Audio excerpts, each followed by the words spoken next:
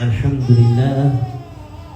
So we're going to continue on from there, which is lesson 25, the prohibition of arrogance and encouraging humbleness.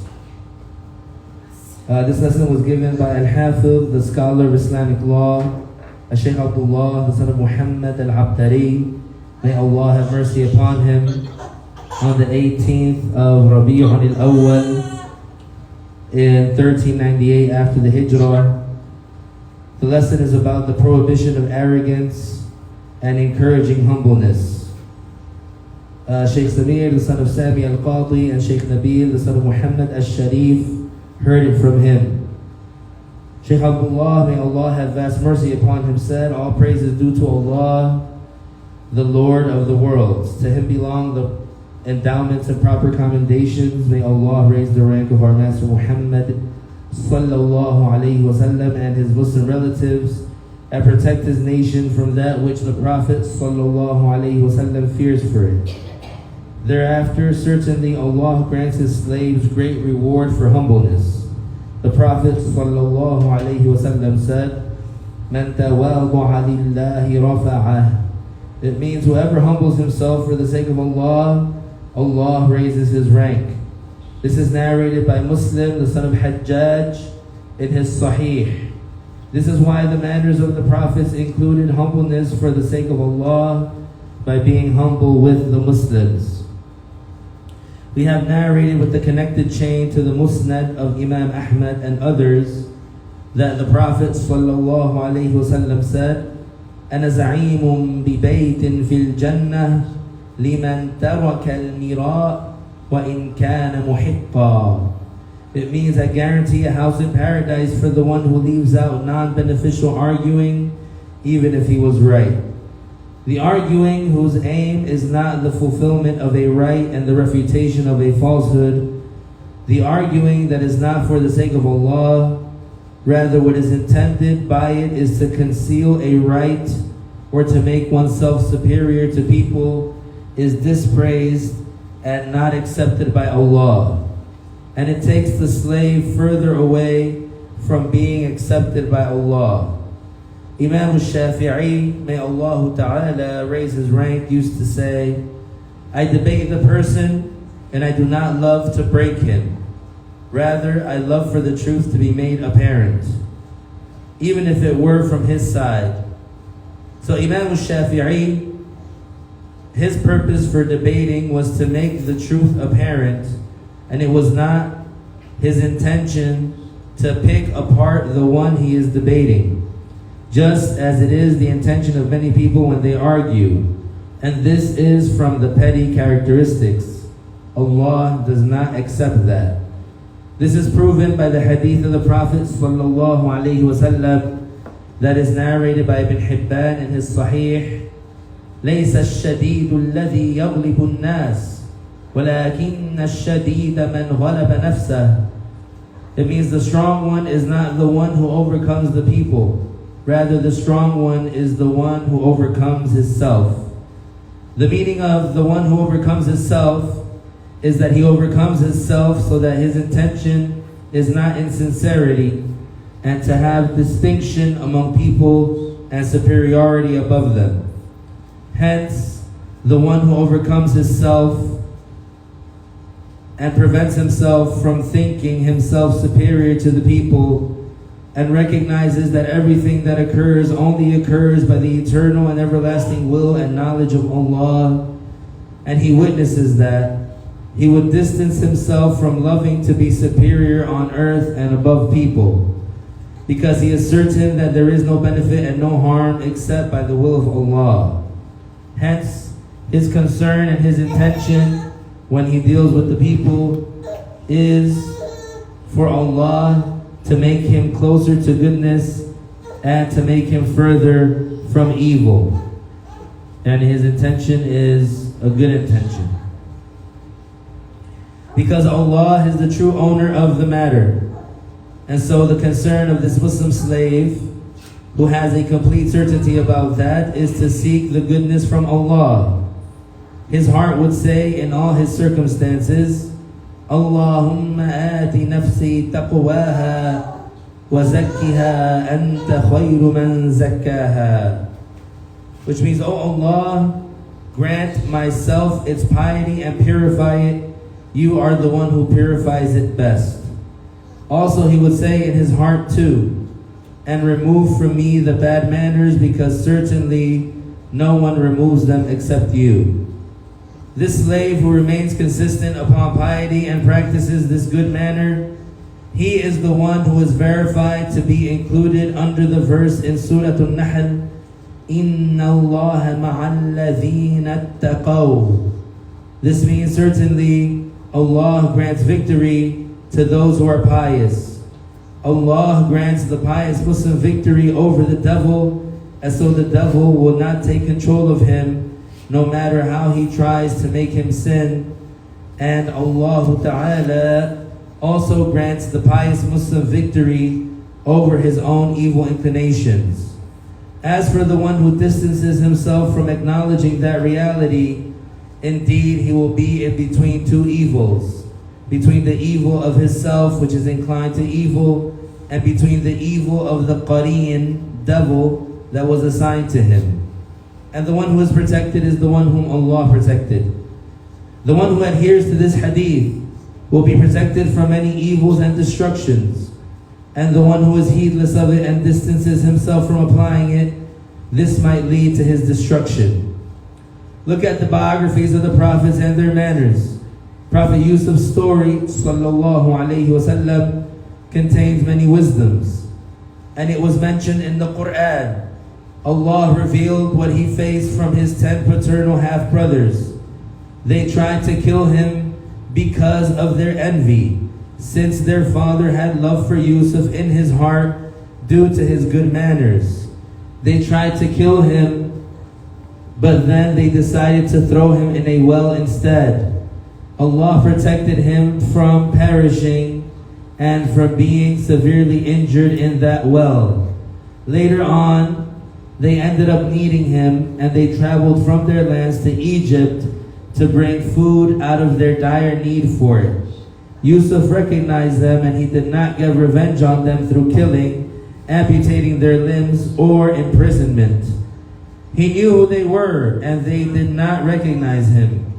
However, his case was that he treated them well decades after they committed suicide, decades after they committed injustice to him, even though he had the power to get revenge on them. Afterwards, they repented and returned to Islam. Allah accepted their repentance, but they would not be fit to receive prophethood, because prophethood is only fit for those who grew up on good manners, honesty, and loyalty. The brothers of Yusuf had committed those wicked actions, therefore none of them deserved to be endowed with prophethood. Hence, any historian or scholar who said they became prophets after Yusuf has lied. So we say about Prophet Yusuf alayhi salam, about his brothers, that they did not receive prophethood. That's because of the bad things that they did. Because we know that the prophets, they are impeccable. The prophets, they are protected from the enormous sins. They're protected from the abject sins. They're protected from blasphemy. They're protected from vile things that repel the people away. So that's the situation of the prophets. That's the situation before prophethood and after prophethood. The prophets, they do not have any of those manners. They do not have any of those bad attributes. Because the prophets were sent as role models, they were sent to teach the people, they were sent to be leaders. So the prophets, they do not have those attributes And so what did the brothers of Yusuf, what did they do? The brothers of Yusuf, what did they do? They committed evil things. They blasphemed by insulting their father.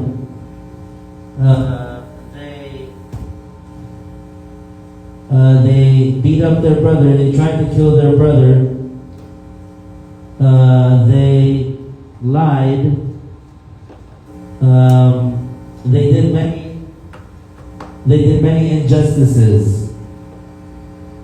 And so this is why they were not chosen for prophethood, the brothers of Yusuf.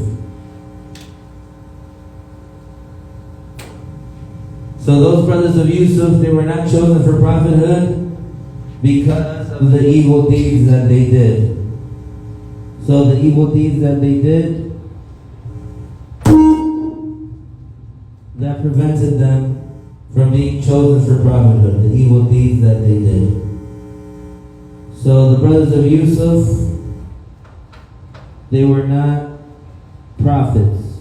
So whoever says that, if there's a historian, or if there is someone who writes that in one of their books, they wrote about the brothers of Yusuf, and they claimed about the brothers of Yusuf that they are prophets, or that they received prophethood.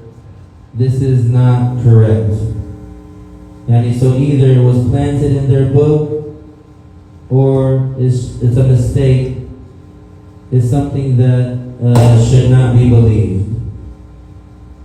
So that is the situation of the brothers of Yusuf. And that is the position of the Ash'aris and the position of the scholars of Ahl Sunnah, that those brothers of Yusuf, they did not receive prophethood. Now, who are the Asbat? Those who receive prophethood from among the brothers, from among the children of the brothers of Yusuf. Those are the descendants, the grandchildren or the great-grandchildren or even the direct children of those 10 brothers. Because Binyamin, he was not included among those. He was not among the ones who was involved in those wicked acts. So hence the believer ought to follow the prophets of Allah and not be arrogant, thinking himself superior to the people. Rather, his manners are to include humbleness. There is a confirmed hadith narrated by Tirmidhi about that. The Prophet ﷺ said, Allahumma ahyini miskina, ay mutawadi'an, wa amitni miskinan, ay waja'al akhir ahwali fi dunya at-tawadu', wahshurni fi zumrati al-masakin. It means, oh Allah, make me live being humble, and make the last of my circumstances in this life have humbleness, and resurrect me with the humble ones. The hadith does not mean asking Allah to provide him with what suffices him. Then the hadith does not mean asking Allah not to provide him with what suffices him, because Allah has revealed in the Quran in Surah Al-Duha, وَوَجَدَكَ عَائِلًا فَأَغْنَى. The verse means Allah has provided the Prophet ﷺ with what suffices him, with sufficient sustenance. Hence this hadith is in compliance with the verse. What the Prophet ﷺ meant in the hadith is humbleness. The term miskin, Allahumma ahyini miskina, is referring to humbleness and not poverty. because the Prophet ﷺ, he had what was sufficient in sustenance. Yani he had what was enough for him to survive. Yani he was not in poverty. Abu Bakr, may Allah Ta'ala raise his rank, had a great amount of wealth. He donated for the call of the Prophet ﷺ 40,000 before the migration, and those 40,000 at that time have multiplied in worth exponentially these days. And despite that, he was among the humble ones. He used to recite in a light voice when he recited the Quran. Sometimes the people could not hear his recitation well when he was overwhelmed with crying. Abu Bakr radiallahu anhu, when he used to recite Quran, he would weep.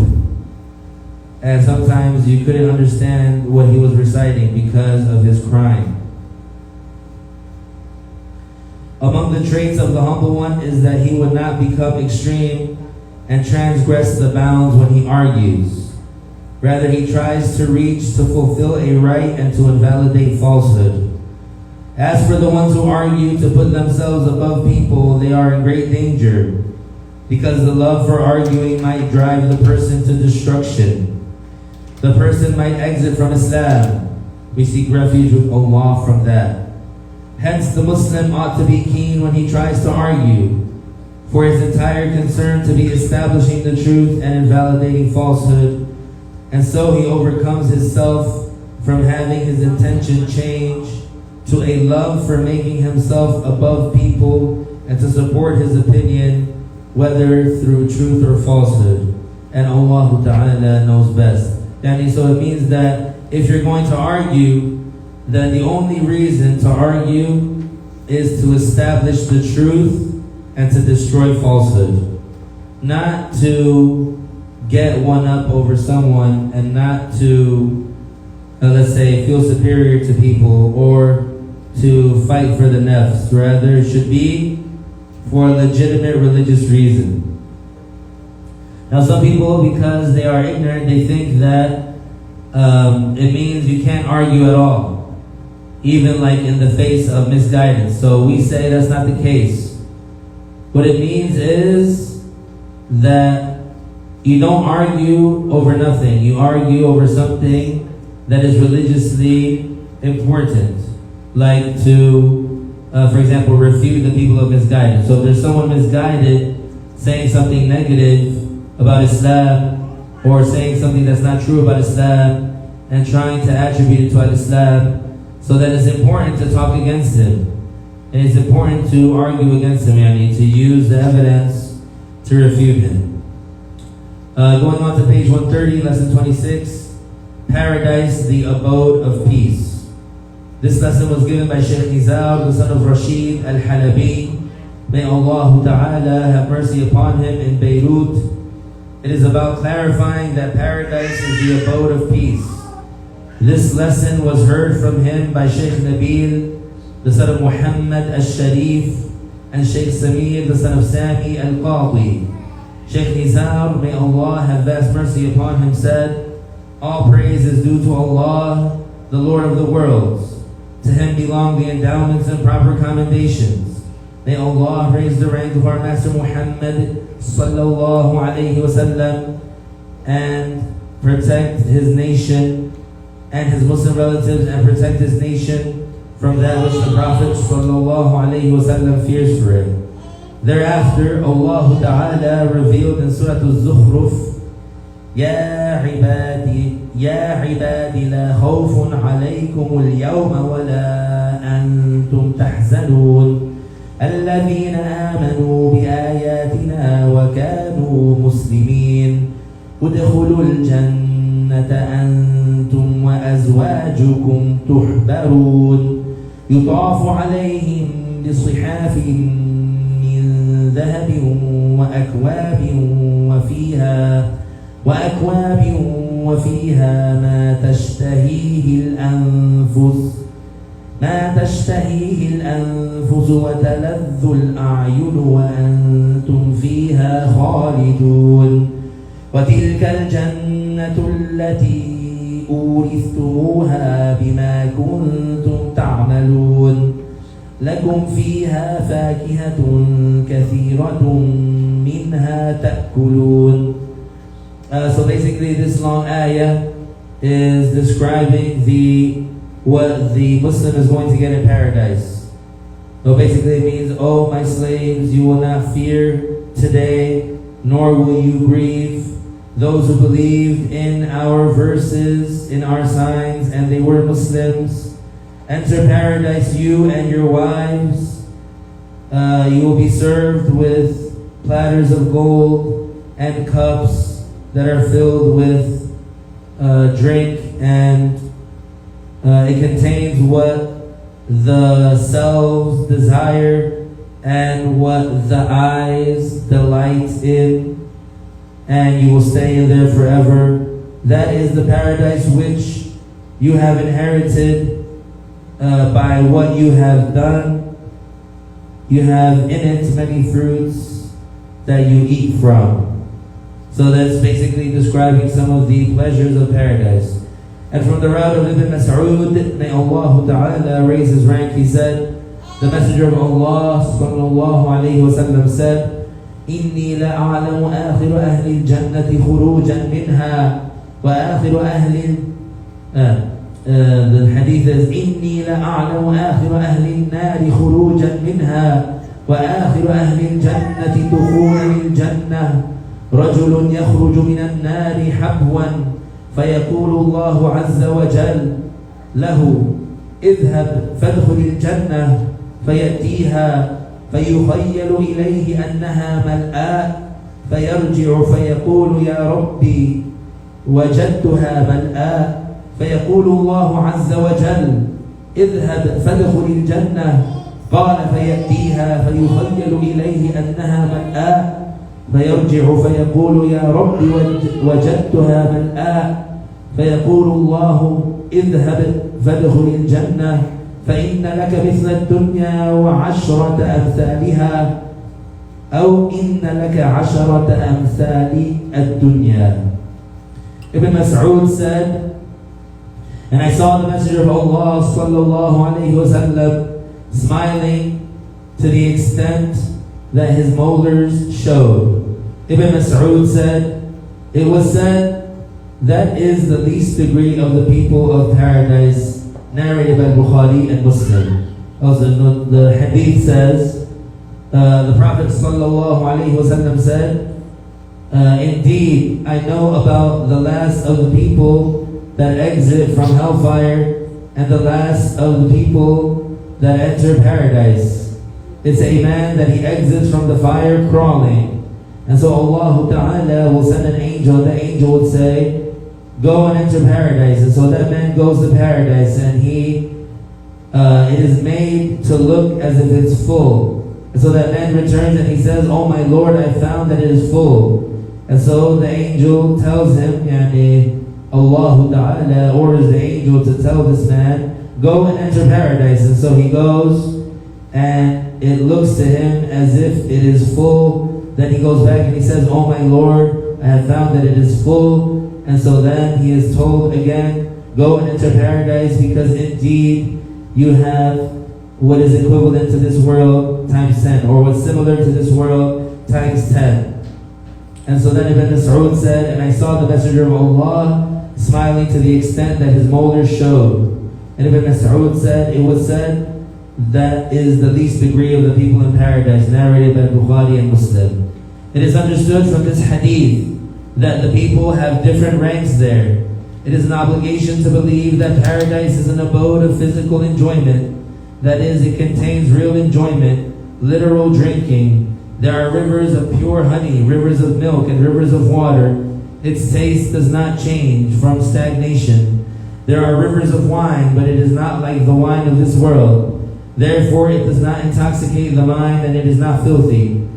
The Muslim's height in paradise will be the height of Adam, sallallahu alayhi wa sallam.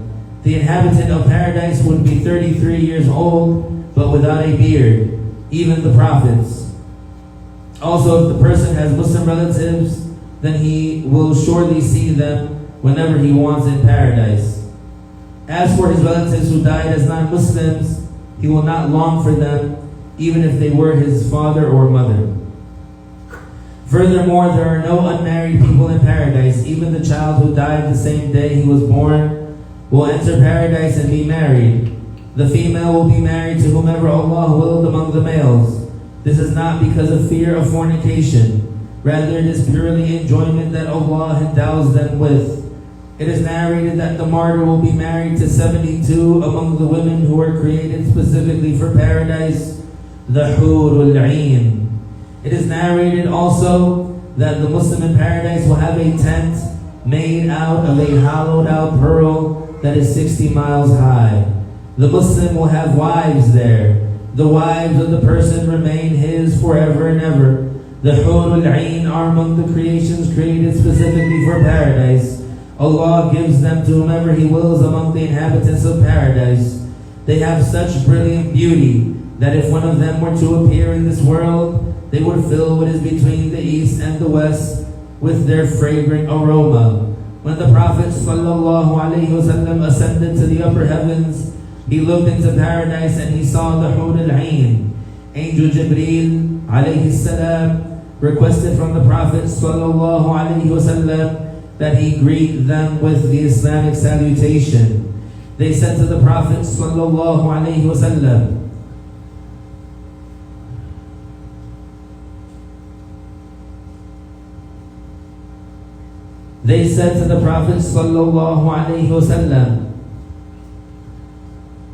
we are beautiful women of goodness, the wives of an honored people, and the wives of an honored people. The Prophet ﷺ saw in paradise the Wildan al-Mukhalladun.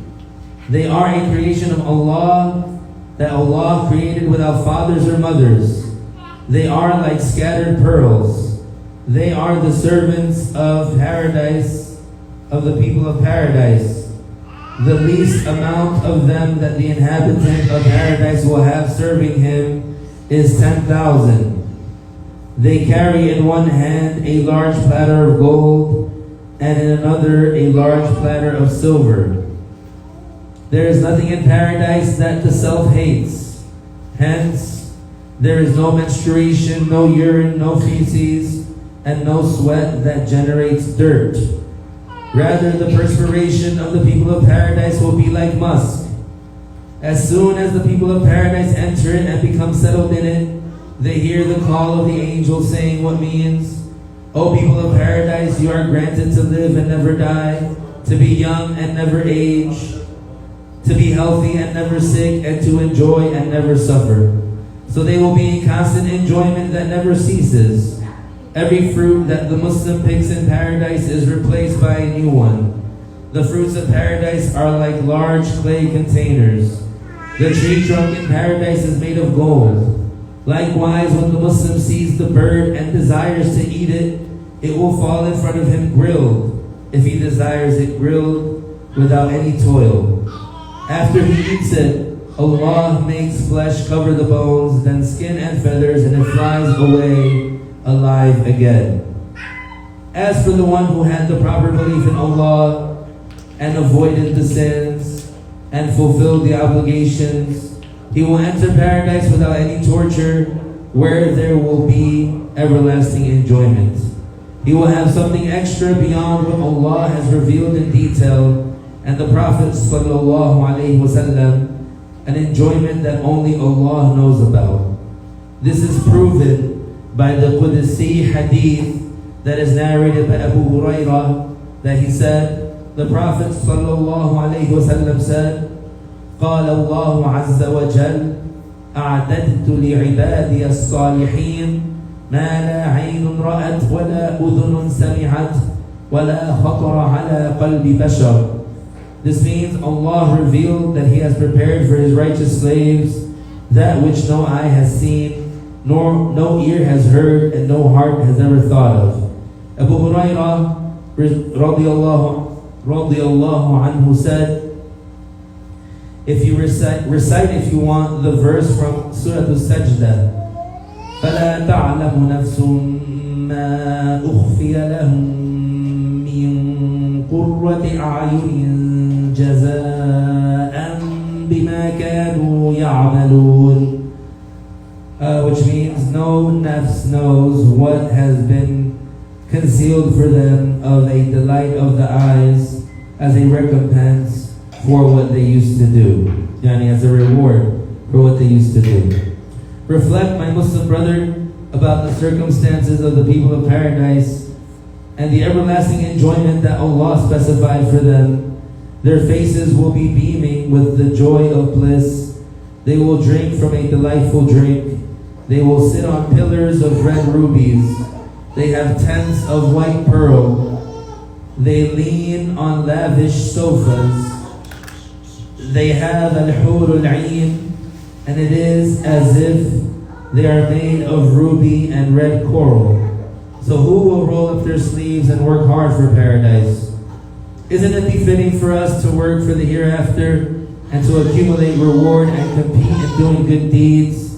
Certainly Allah revealed in Surah Al-Hadid, سَابِقُوا إِلَى مَغْفِرَةٍ مِّن رَبِّكُمْ, and Allah Ta'ala revealed in Surah Al-Mutaffifin, وَفِي ذَلِكَ فَلْيَتَنَافَسِ الْمُتَنَافِسُونَ.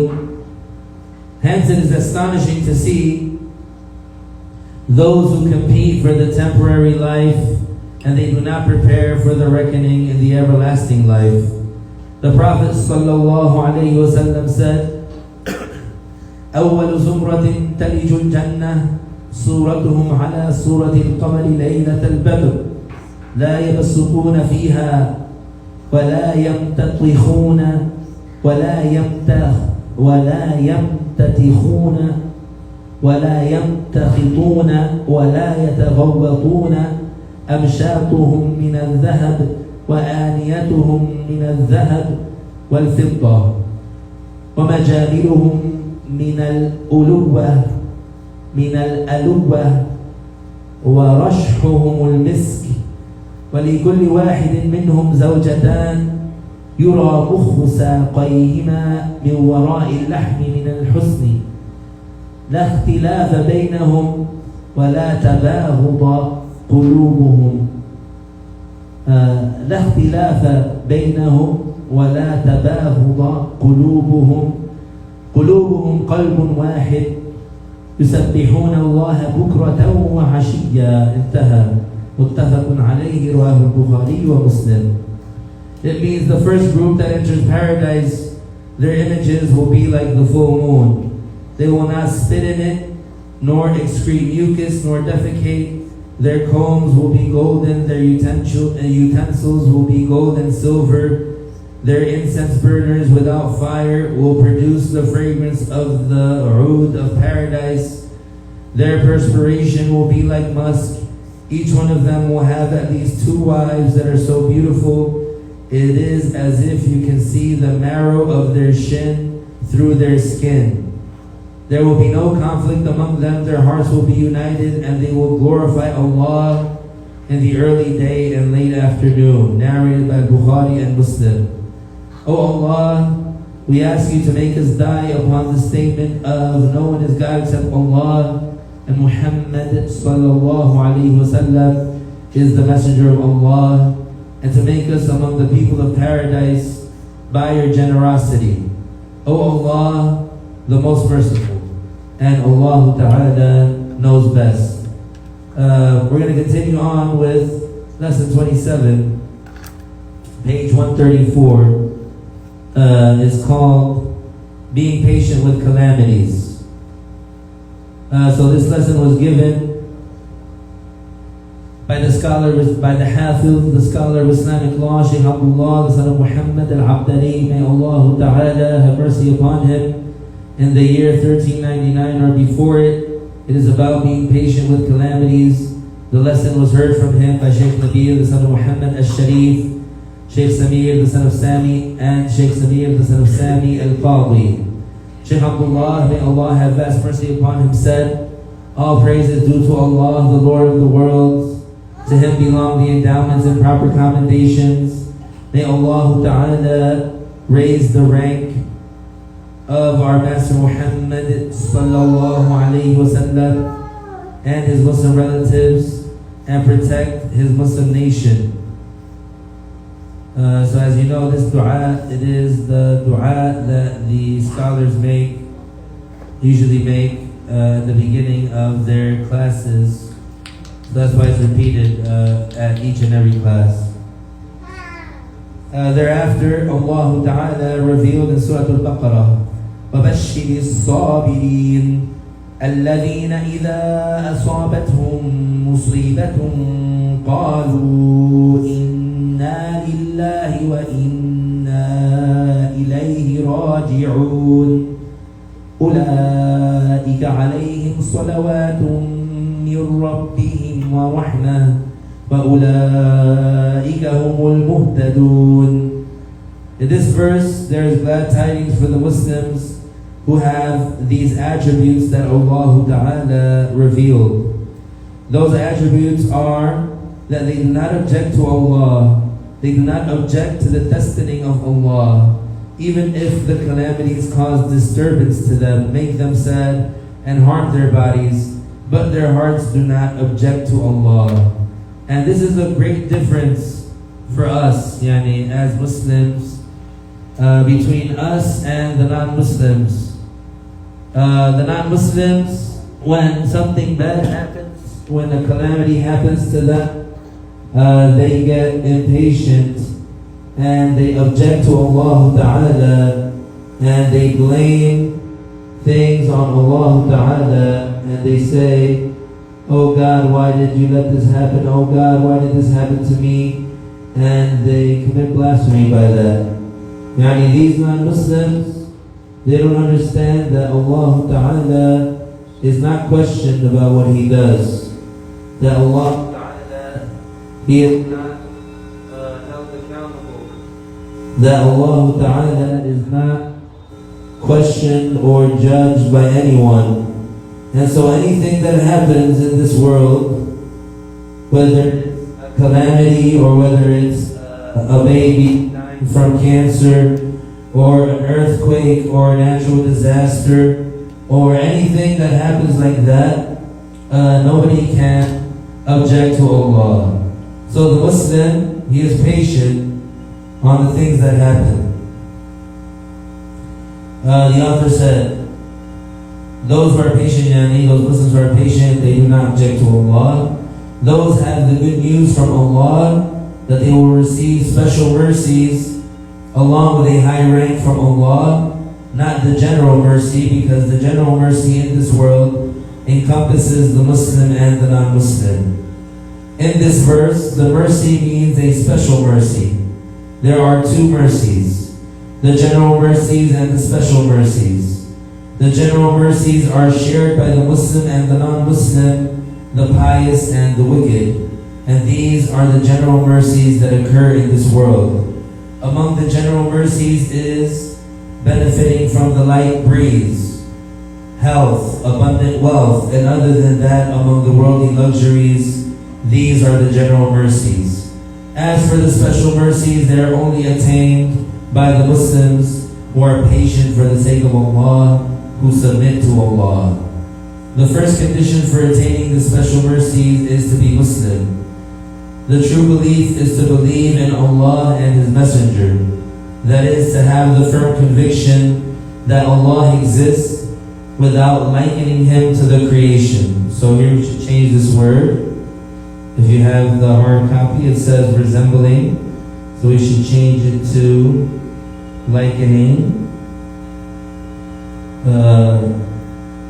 So, to have the firm conviction that Allah exists without likening Him to the creation and without attributing any how to Him, and leaving out objecting to anything that Allah predestined for the slaves among what delights them or what they do not like.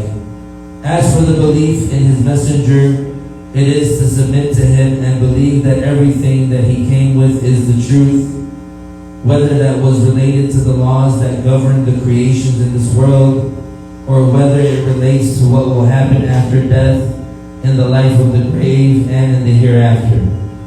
This is what believing is. As for the verse in Surah Al-Baqarah, الَّذِينَ إِذَا أَصَابَتْهُمْ مُصِيبَةٌ قَالُوا إِنَّا لِلَّهِ وَإِنَّا إِلَيْهِ رَاجِعُونَ. The meaning is that those are Muslims who do not object to their Lord. They are steadfast upon the creed of submitting to Allah. They know and believe with the firm conviction that they are owned by Allah. Allah does with them whatever He wills, and that in the end they will be judged by Allah, and they will receive the recompense for their deeds. The recompense of the Muslims for their belief begins in the life of the grave after death, and the majority of it is in the hereafter. Hence, the recompense that occurs in the life of the grave for the Muslims delights them. Certainly, Allah guaranteed that when they leave this world, they will not encounter anything they hate. Rather, their situation will be like the one who was imprisoned in famine. Then he exited the prison and was freed from famine and hunger to a life of luxury. This grave that the people fear, they experience in it, is not the same for every person. The experience, even if they had lived in lavish castles and they had abundant luxuries, it suffices that they will see every day their seat in paradise. At the beginning of the day and at the end of the day, this surpasses all the pleasures of this world which they were enjoying when they were on the surface of the earth. There are other enjoyments of the grave, and that is that there would be nothing that harms them in the grave, like harmful insects. And they will not feel the loneliness of the grave, nor the discomfort of the dark. They will not experience any of that. Likewise, they will not experience the tightness of the grave. There are other enjoyments, like the illumination of the grave. As for in the hereafter, what the experience of the enjoyment is greater and greater. The verse, الَّذِينَ إِذَا أَصَابَتْهُمْ مُصِيبَةٌ قَالُوا إِنَّا لِلَّهِ, means those who, if a calamity befalls them, they say, we belong to Allah. So the first part is talking about submitting to Allah, that those people who they have that calamity, or those people that experience that calamity, they know that they are owned by Allah. They know that Allah Ta'ala is the one who owns them and is the one who has a right over them, that Allah Ta'ala is the one who does whatever He wills with His creation, so that they can't object to Him, they can't be upset that Allah Ta'ala wills such and such thing to happen to them. So that's the first part, and that adds to their ability to be patient on what Allah Ta'ala has inflicted them with, because they understand that they are creations, that they are owned by Allah Ta'ala, and those things that happen to them, it is by the will of Allah, so they can't object. And so they know that whatever pleasures of the hereafter that wait for them in the next life is greater than anything that they have experienced in this world, and is greater than anything that they have received in this world of pleasure. So any pleasure that they received, any pleasure that they had in this world is nothing compared to the pleasure of the hereafter, or that they're going to get in the hereafter. So the Muslim understands that, and the Muslim is patient on what befalls him. The author said, this means that we are owned by Allah, and He does with us whatever He wills. And we are accepting with what He wills for us, whether that was something ourselves liked, or it was something that ourselves were not inclined to. This is because the selves are naturally inclined to certain things, and repelled from certain things. Those Muslims submitted to Allah completely in what their slaves desire and in what their selves desire and in what their selves are not inclined to among what Allah predestined and willed for them. In the authentic hadith that mentions what is said between the opening statement, Allahu Akbar, and the recitation, it is stated what means we are owned by you and we will be judged by you. Also in the book that Abu Dawood authored compiling the hadiths that the followers of the companions mentioned without naming the companions that they are conveying from, there is a hadith in this book, a supplication, which is attributed to the Prophet ﷺ that means, O Allah, the beginning of our existence occurred by your power and will, and had it not been for your will and power, we would not have existed. Likewise, all our attributes, they only began to exist by your power, will, and knowledge. Our beings and our attributes that are constant with us and the ones that occur to us which change from time to time, all of that is by your creating, and it began to exist by your will, knowledge, and destiny.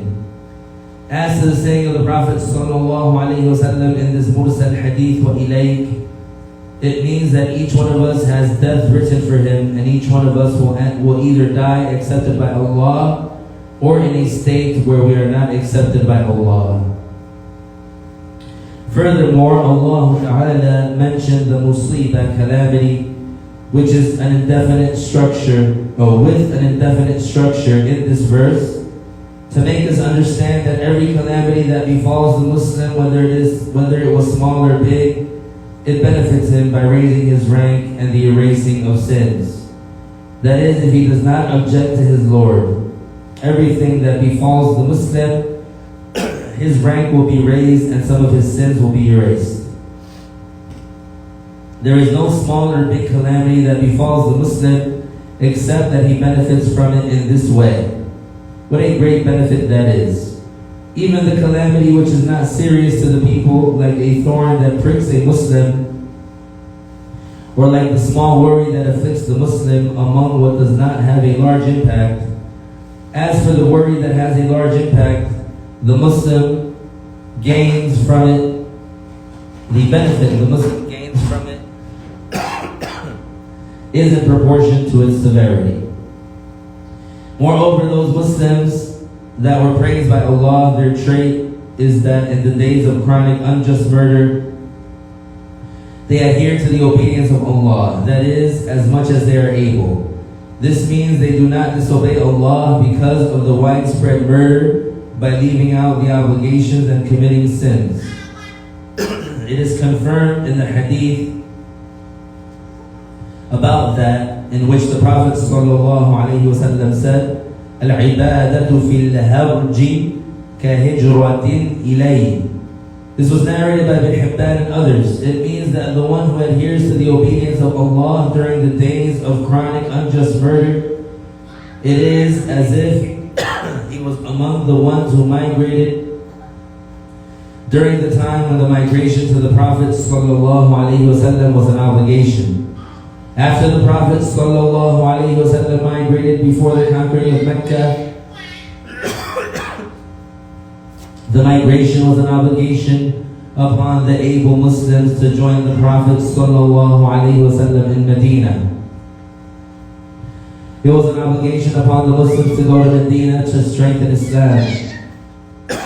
That is, to support the call to Islam by being around the Prophet ﷺ. This is because they would be ready to be sent by the Prophet ﷺ and to help him in spreading Islam and teaching and conveying the message. The one who was able and did not migrate, he committed an enormous sin at that time. As for the one who was not able, he was not sinful. The one who migrated to Medina and then left it and returned to his country, which was still under the idol worshippers, his sin was enormous, like those that consume usurious gain and refuse to pay zakah. So during the time of the Prophet ﷺ, if there was a Muslim living in Medina and he then left Al-Madinah to go live in the land of the Mushrikun. This was haram, this was an enormous sin. However, after the opening of Mecca, this obligation was lifted. Hence, the Muslim can live wherever he wants while he obeys his Lord. This is what the Prophet ﷺ said. Nowadays, the judgment is, you can live wherever you can as long as your religion is not harmed. And the moment that you fear for your deen, then at that moment you have to leave that place. So if you live in a place where you fear for your deen, you have to leave that place.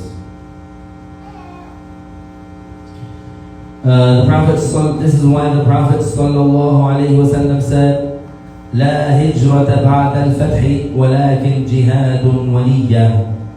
It means there is no migration after the opening, the conquering of Mecca. There is no migration after the opening of Mecca, but there is jihad and the intention. This is because the opening of Mecca was the reason for the Arabs in the Arabian Peninsula to embrace Islam. Allah Ta'ala revealed in Surah Al-Nasr, إِذَا جَاءَ نَصْرُ اللَّهِ وَالْفَتْحِ. The Prophet ﷺ knew that his religion spread and Islam would increase in spreading after that, and that he is the Prophet with the most followers. The people who embraced Islam at the time of Musa ﷺ are not the same in number as those who embraced Islam from the call of Prophet Muhammad ﷺ.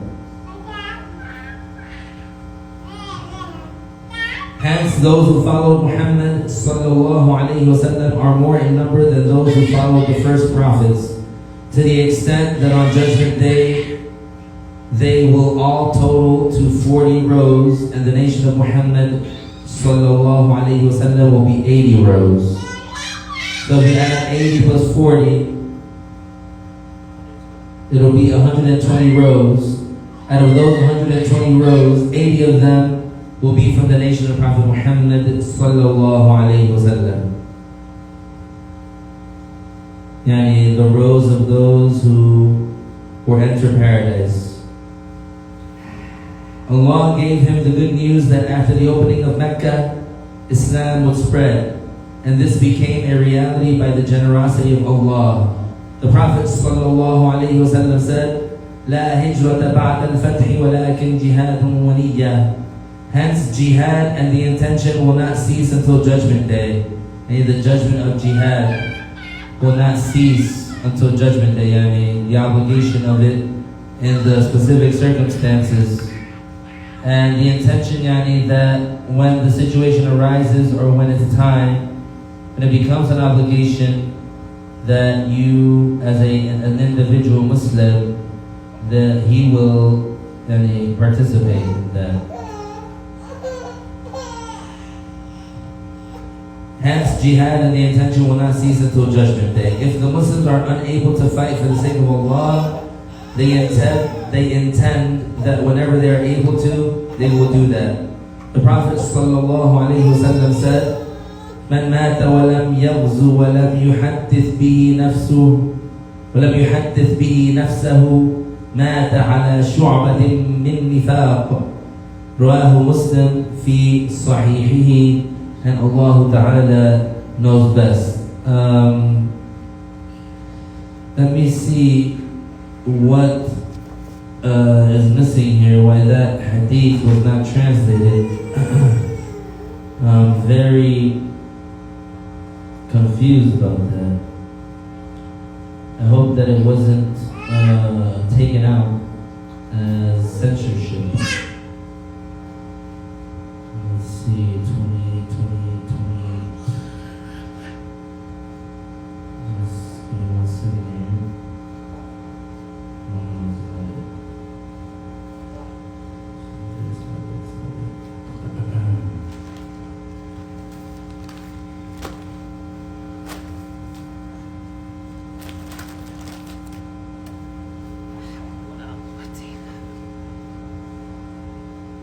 sorry about the sound. I really tried to fix it. I really tried to get it so it stops making that feedback noise, but I wasn't able to figure it out. Something that obviously caught me off guard, and I wasn't able to tackle it in time.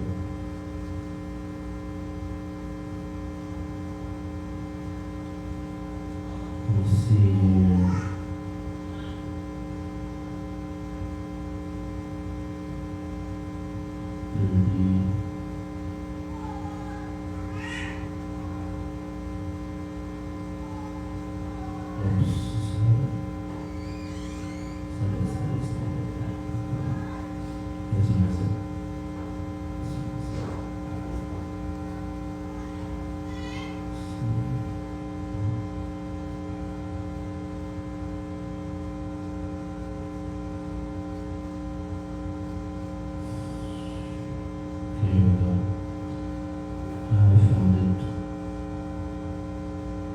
Okay, so the hadith in Arabic is man mata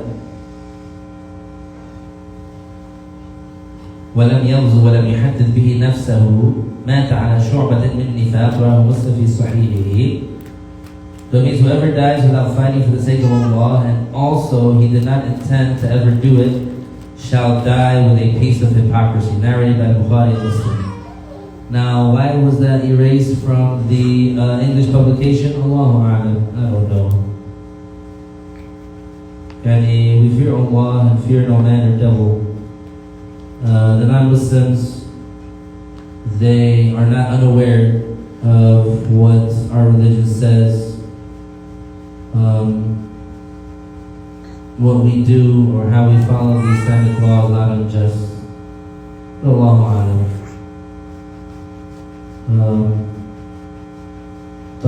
Is there anyone that has a question about anything you mentioned?